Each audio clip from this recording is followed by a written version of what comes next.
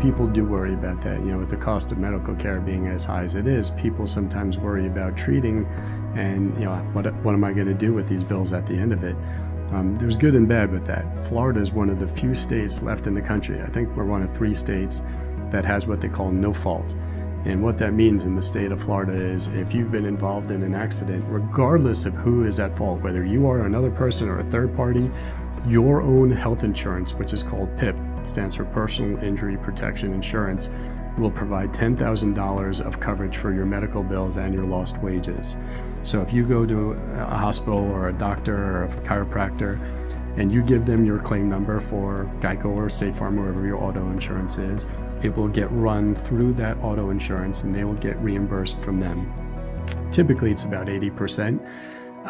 But we encourage people use that. That's why you pay your high premiums, is so you have that.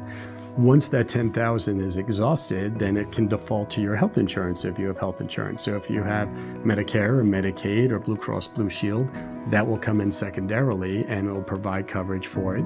And the other thing is, listen, you didn't ask to be in an accident, right? Somebody caused an accident, somebody injured you.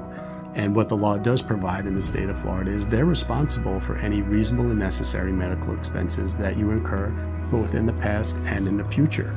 So it's good to have an attorney who knows what they're doing, because they can present that in an articulable way to a jury and say, listen, my client used his PIP insurance, he used his health insurance, but he still has 40,000 medical bills he owns. And we're saying that ownership lies with the person who caused the accident. We're asking you to compensate him for that. My client shouldn't have to walk out of this courtroom owing money because that guy caused an accident.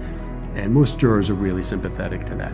So that's typically the best way to handle the medicals.